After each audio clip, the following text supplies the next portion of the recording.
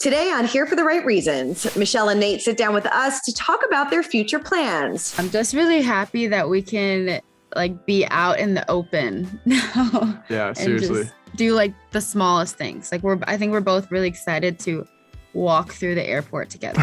And Michelle breaks down that emotional goodbye with Brandon. It's not an easy situation, and it's such a different situation, and one that a lot of people can't necessarily relate to. Plus, we break down the heart-wrenching final episode of The Bachelorette. We've got that plus so much more on today's Here for the Right Reasons. Hey guys, Christina Garibaldi here with Us Weekly senior editor Sarah Heron. Sarah, like I say every week, we made it, but we made it to the finale, and what a finale it was. Honestly, I was quite entertained for a 3-hour finale where I pretty much felt like I knew what was going to happen. Mm-hmm. I think the questions of what the Christmas theme was, the ocean, there were just so many aspects that kept me on my toes, and I quite enjoyed it. I quite enjoyed it too. But before we break down this episode, you actually sat down with the happy couple, Michelle and Nayte, post-show. I did. And, of course, we got to get into the Brandon of it all. But first, let's get some happy news. Here is, Nayte and Michelle revealing that they already are their wedding planning. When are we wedding planning? What's the status? Are we thinking long engagement? Are we thinking short engagement? I know we're going to Minnesota. What's going on? Hey, we're thinking summertime in the near future. We'll put it that way. Do you have a moment that you knew that Nayte was the one you were going to pick, or is it just like an accumulation of a lot of things? Nayte was always nearly one of the strongest connections, if not the strongest connection. And what I wanted to do is I really wanted to challenge myself to make sure that I was open to everybody, because in a situation like The Bachelorette or The Bachelor, conversations can change a lot of different things, because you have this short snippet and it seems like a short conversation, but you're not talking small talk. You're not talking about colors and favorite colors and favorite foods. You really do dive deep. And so you see those conversations and throughout the whole season change very quickly. And so I wanted to make sure that I kept myself open to the very last minute. And I did that. And then once I made my decision and, felt with where my heart was pointing me, that's where I went and did not look back. Yeah, it seems like they are wasting no time. I mean, usually when you ask Bachelorette or Bachelor couples in their post-finale interview when they are going to get married, their answer is, we're just getting to know each other. These two, ready to go. And you know what? I kind of respect it. I respect it too. I mean, I know we'll talk about it more later on when we break down the episode, and you and I have had our doubts about Nayte going forward, but it seems like they are very much in love. And, he posted on Instagram following the show saying, maybe that he didn't get the best of edit, and maybe that's why we have those opinions about him. But it seems like, her family approves now, and, everybody's kind of on board. Yeah. I mean, I asked him about that, obviously, and people saying he had red flags and stuff. You can hear the whole interview on Us Weekly's Here for the Right Reasons podcast and on our YouTube. But we will also play for you guys what Michelle had to say about Brandon and that I love you, because the timing of that seemed a little tough to watch back for Nayte. So here's them talking about Brandon. Michelle, for you, do you have any regrets about telling Brandon that you loved him? And Nayte, what was that like for you to watch that part? I never thought I would be able to fall in love with two people. I've seen people fall in love with more than one person. And I'm like, nope, that cannot happen. But when it does, and when you're in it, there was this point where it's like, okay, I have to stay true to who I am. And you think about it, and you do have these moments where you realize you're in a TV show, and you think about, okay, if I say I love you to this person and this person, even if that's where your feelings are at, this is how people are going to react. And when it comes down to it, I can't navigate my actions based on how other people are going to react, because then, that could hold me back from making the right decision. And so in that moment, I was very open to both of those relationships. Those were feelings that I was feeling. Does that make it a little bit harder for Nayte to watch back? Yeah, it does. And that's definitely where our communication piece comes in, with having to navigate through that, because it's not an easy situation, and it's such a different situation, and one that a lot of people can't necessarily relate to. And so it was just, that piece was truly just me staying true to what I was feeling, which is what I promised when I accepted the role as Bachelorette. Yeah. And I mean, at the end of the day, like something that Michelle said, like she can never see herself falling in love with two people, and I think that like in the real world or whatever, outside of the show, I think that is, a legitimate statement, because you would never really put yourself in a position to fall in love with more than one person, or at least you shouldn't, right? But like when you're in this environment, like that's literally something that can happen, and it did happen. And I can feel however I felt about it, but at the end of the day, like you kind of gotta just remind yourself, like, hey, like this environment, like things happen. This isn't, now that this is done, we're back into the real world. And, that's something that's behind us. Now it's just her and I against the world. Right. So, it can only bother you so much. I get to wake up next to Michelle for the rest of my life. So, Yeah. Oh, poor Brandon.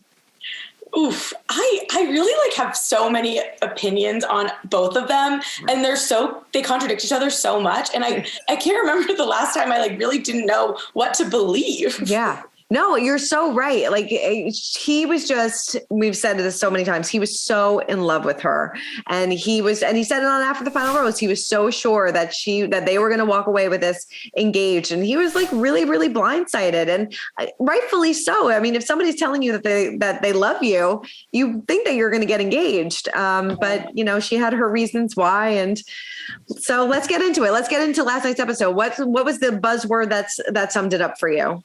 I mean, to go into that, I had a hard time coming up with one, but I wrote all in the eyes, because I thought it was very telling when Brandon said the day he got there for the proposal. I mean, first of all, Caitlin and Tayshia, no poker face on that one. Right. They made it pretty clear that he was not the winner, in my opinion. But Michelle's face the second she saw him, I mean, you could tell, again, what just a genuinely nice, kind person she is, because she was already heartbroken and he hadn't even said a word yet. And she knew that she was about to have to do something very difficult. And so did he.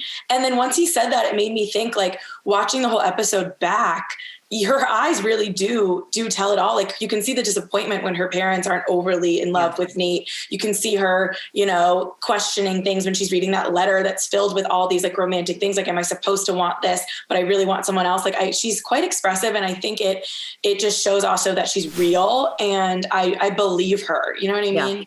I do too. Like she went in here, she didn't go into this whole experience looking for fame, looking for, all the endorsements and things like that. She literally went in there looking for a husband. She's like, you are coming back with me to Minnesota. I'm going back to my teaching job. I'm going back to my real life. Like, this is my chance to find my forever person. And that's what she wanted. And I think that's what was so refreshing about, Michelle's season. Maybe also what made it a little bit more boring, I guess, because, she wasn't here for the drama. She wasn't here to cause a ruckus, I guess. She was here to find love, and that's what she did. And that's, old school Bachelorette. And that's what I kind of liked about her. But I totally agree with you. She said it all in her eyes, and, she did what she followed her heart. Mine was soulmate, because I mean, why didn't we think of that beforehand? Very cute. Very cute. So yeah, she went there and she found her soulmate. So she did it. All right, so let's talk about do we ship, because I feel like you and I did go back and forth so many times throughout the season. I mean, I feel like I spent half of my fall rambling about whether I think Nayte is a good person or not, which by the way, who am I to say? But I really think there was a lot of chatter about him. And I was telling you before we started, it reminds me so much of Brian Apostolo from Rachel Lindsay's season and Jordan Rogers from JoJo's season. And those are two examples of guys who, the edit, as Nayte pointed out, and as, we all talk about all the time, the music kind of got a little ominous with Nayte. He kind of came off as cocky. There was a debate on is he cocky? Is he confident? Whereas Brandon was the sweet Romeo, writing these love letters. And that's hard to compete with, I think. And my gut, I didn't really like him all season, but my gut kind of tells me that he is a Brian, he's a Jordan, and they're going to be okay, and they're going to get over this show, and they can recognize that it's a television show. And while it hurts and maybe they feel a little slighted that their love story turned into is he a good person or not, that's kind of the risk you take for the show. And they seem to be taking it in stride. Whereas I remember interviewing Katie, and she got so defensive about Greg immediately. And these two didn't give me that vibe at After the Final Rose, or when I spoke to them, or on Good Morning America. It's giving me healthy relationship vibes, which the show didn't want to show us. I totally agree with you, because I think if they did show that, then the show would be like we said, it would be boring. We would know. I mean, we knew right from the beginning that JoJo was always going to pick Jordan. Brian, but we never thought that they would stay together. I mean, I never thought that they would stay together. And look at them. They're, still together after all these years, planning their third, fourth wedding because it kept getting canceled. But, I totally agree with you. I feel like he got the Jordan Brian edit, and same with Brian. We didn't think that was going to work, but they're happily married as well. So yeah, I think if they gave him the edit that he probably wanted, we wouldn't have been that invested in the show. Yeah, it's also so true because I think Caitlin Bristow said this to me, like, you're damned if you do and you're damned if you don't. Like, if you're able to compartmentalize on this show, it's really the only way to kind of successfully, quote unquote, win and move forward. Mm-hmm. But if you do, then we're like, oh, they don't care. And they think that they're like the front runner, and it doesn't come off charming on television, but in the real world, it's the only way. Like, you can't be Sean Booth and hung up about the fact that Caitlyn slept with Nick Viall 3 years later. Like, it's not realistic. So it's quite interesting the way that it like looks bad on television, but you have to remember as a viewer, like, I think that it's just compartmentalizing, which is how to successfully get through this process. Totally. All right. Well, this show, as we know, is all about a good one-liner. What did your line of the night go to?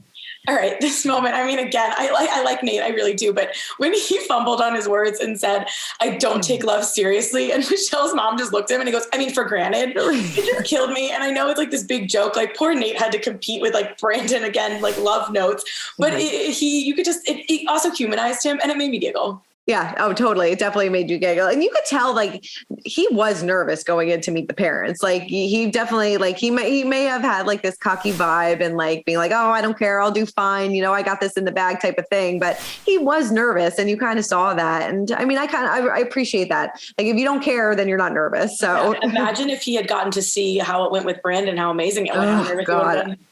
I wonder how he felt watching that back. I think he's just trying to lean into the fact that haccording to Michelle, that her parents, they instantly were accepting. So Hopefully that's what really went. Hopefully. Mine went to Brandon on after the final rose, where he said to Michelle, "I felt a little bit of my love was overlooked." And I totally agreed with him. I mean, he kind of like poured it all out there with these like love notes and like, these side conversations, and really assured her that like, okay, my feelings for you are really real. I really love you. And I'm sure he probably felt like, oh, you just told me I love you just to kind of tell me you love me. And right. You didn't mean it, but I don't know. I felt really bad. I felt so bad for Brandon. I know. After the final rose was actually it was kind of weird to me. Like, I think they did the best job they could based on, time constraints and stuff. And it's always weird after the final rose because they don't want to harp too much on the past relationship, because it isn't really fair, especially after a season of not really putting Michelle and Nayte in like the greatest light. Sure. So I understand why they don't, but it kind of felt like they were just getting to the meat of what Brandon was trying to say. Like, he kept it very like trying not to bring up anything. And then he finally did ask the question. And then Michelle kind of did this monologue that she had prepared. Mm-hmm. And I don't blame her for wanting to get through it, but then they were out of time. So they didn't really have a rapport. And then he was like mumbling, and then Caitlin was just like, all right, good times. Time's up. I didn't feel any closure for him. I didn't feel any closure for him. I feel like he's really still having a hard time kind of dealing with this. And, I really did like the fact that he was trying to be as respectful as possible to Michelle and Nayte too, because, he was like, she is in love with somebody else. I'm respecting that relationship, but you did tell me you love me. So please explain yourself. And, I agree with you. I don't feel like he got the closure that he wanted or needed. Let's talk about thirst. Always thirst, even through the finale. I mean, first of all, that trailer, I cannot wait to see those thirsty queens on Clayton season. Oh my God, it looks so good. So good. Tell me your thirst moment from this Michelle finale. Mine was the down payment on the house, because that the Bachelorette is like, we need a successful couple. We are going to force these people into buying this house, and they are going to make it work. Like, you don't have a choice now. Like, there has to be some sort of contract, right? Like the Neil Lane ring. Like, if you, like, what if they buy the house and then they break up? And like, does Michelle get the house? And like, does ABC get the house? Are they gonna like film, a Bachelor winter spinoff there? And Michelle mouthed $200,000. So that is the presumed amount that was given, which in Minnesota, I would assume goes a very long way. That's a lot of money for any house. But like, has any Bachelor couple ever gotten this sort of gift before? I feel like we've gotten trips maybe in the way past, but I don't remember this. And I think it's so like, if Katie's season barely got like a budget, and like Michelle's I was gonna say she had like wardrobe from like, I don't even know. I don't want to say anything. Either, but nothing nice. Right. And then like Tayshia didn't even have after the final rose, or Like it's just interesting. I know COVID has affected the show in different ways, but that was like a really big moment of like, oh, like, I guess that's where the money's spent. Seriously, I guess when you're not traveling the world, your budget kind of inflates a little bit. And they're like, let's just give it all to Michelle. I'm Clayton. Am I expecting that check in a couple months? Like, I don't think I'm getting one. Is this the new precedent that they're setting? So you get engaged, you get a house. I thought it was going to be Spawn. Like, I thought it was going to be like brought to you by like Autopilot. Like, I don't know, just like something. So Mike Fleiss handing out the checks. Yeah. What about you? All right. My thirst, I know I keep bringing up Brandon's letter, but like some of these lines, I mean, I don't know. I don't view the world the same anymore. I realize that a world without you is a world I fear to face. You've truly infected me with love, and I don't believe is remotely easy or common to find in this lifetime.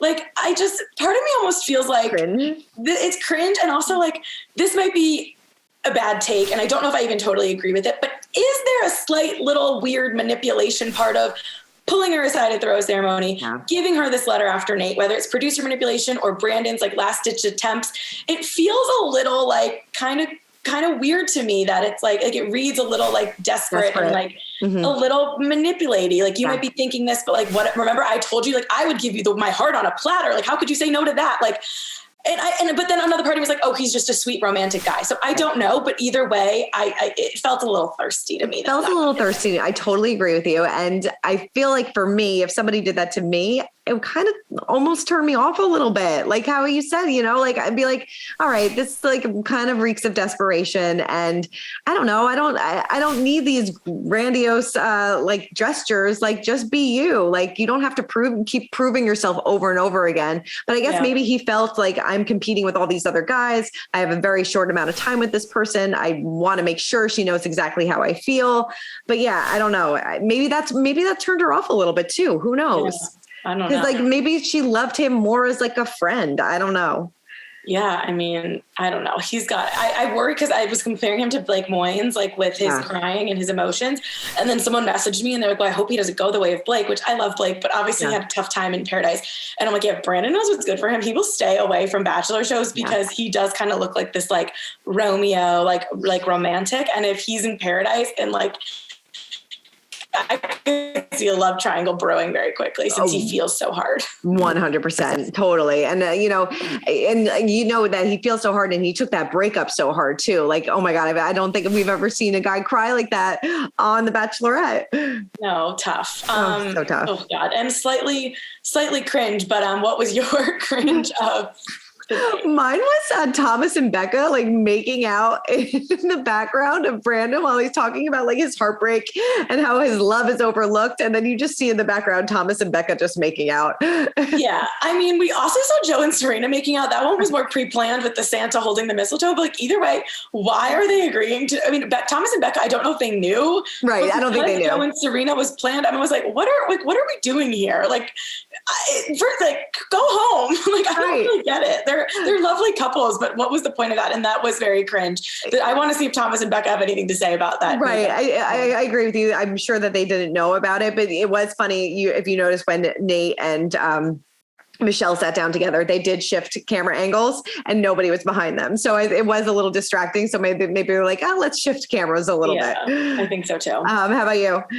All right. I mean, the Clayton of it all. Yes. I feel for Clayton. I think ABC's decision to maybe try to take back the narrative of why did we pick Clayton and Clayton's great. Look at him being in on the joke. It's a good concept. I think they maybe went a little far. Some of those, I get the Jimmy Kimmel mean tweets, but like the audience didn't really laugh. No. And I think that's kind of their fault too. Like Caitlyn, I think did a good job trying to sell it and like make it funny. And Clayton also great sport.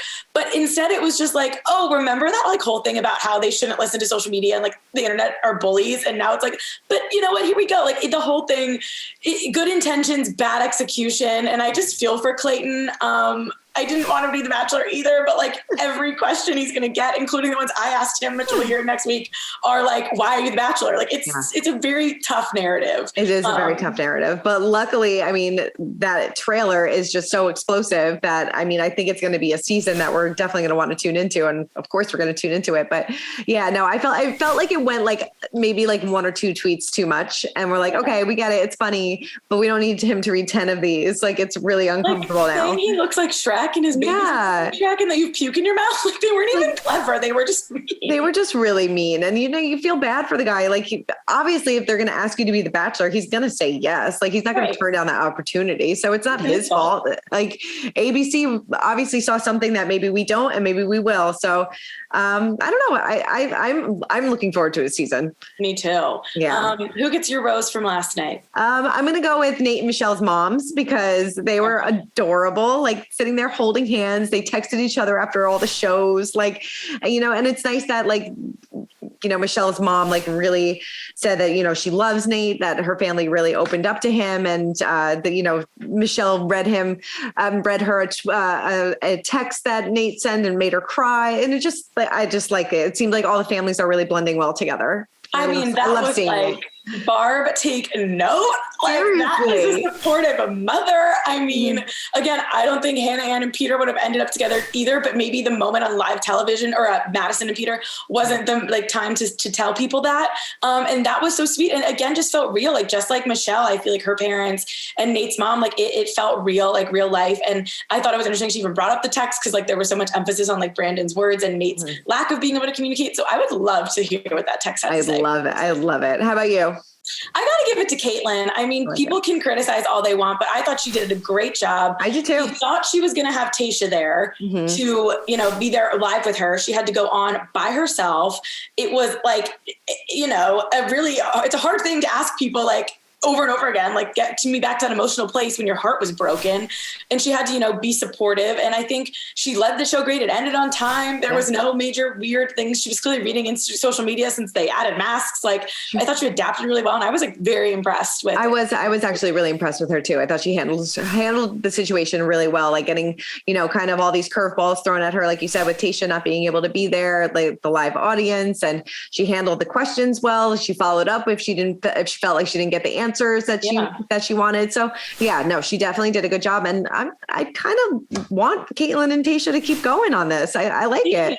They didn't even have Jesse Palmer in the promo. Like weird. Why are they hiding him? It was really strange. I was actually almost surprised that they didn't bring him out at kind of almost like a pass the baton, like maybe Jesse and Caitlin could have both interviewed Clayton together, like kind of like reintroduce us to Jesse a little bit since we haven't seen him in a minute. I don't know. It was an interesting choice. And it made me always think, because when I spoke to Caitlin, I brought up, I'm like, you were like the sex shamed Bachelorette, unfairly so. And now it's obviously this is a Bachelor. So it's already been treated nicer in the media generally, which is unfortunate and a double standard, but Clayton's going to get a lot of crap for, potentially what happens in the fantasy suite or before, we don't really know.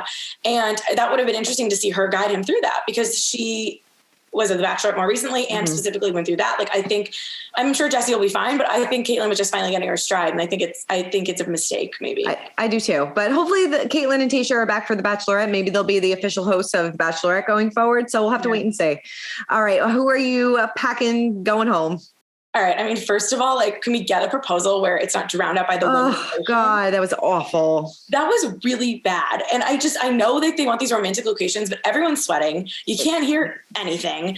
It was like wind a couple years ago. Now it's ocean. Like, can we just get like a really nice sound stage or something? Like, I want to be able to hear it. I thought that was like the worst it's been in a while. And I totally agree with you. The guys are so uncomfortable because they're wearing these full suits. They're sweating. Like, you're getting your heart broken and you're literally melting. Like, it's awful. Like, right. Or like, maybe just do it like when the sun is going down, so it's not as hot. Like, I don't know, but I agree with you. Like, they should have, well, I guess you can't stop it once you're breaking up with somebody, but yeah, no, the ocean scene didn't really work. No. And I mean, I also just have to say, like, Neil Lane, like, sorry about it, but those rings just like, they're not really doing it for me anymore. And that pear shape, no offense to everybody, like, everybody's got their own taste.